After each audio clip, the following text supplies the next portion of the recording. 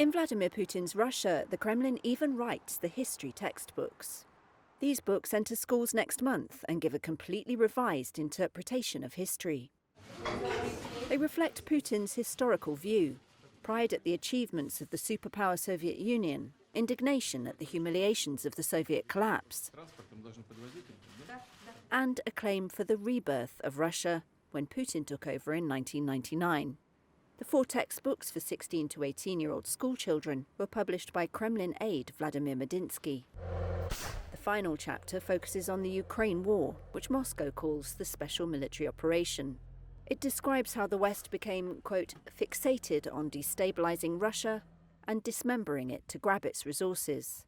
Mikhail Kopytska is a Russian history teacher who left after the invasion of Ukraine and now teaches in Montenegro. From what I've seen, this is a propaganda text.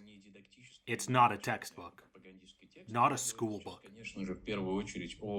I'm talking first and foremost about the paragraphs and pages dedicated to the so-called special military operation.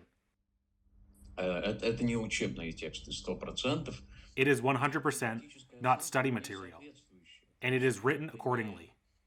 It's not questions and tasks aimed at forming skills and knowledge.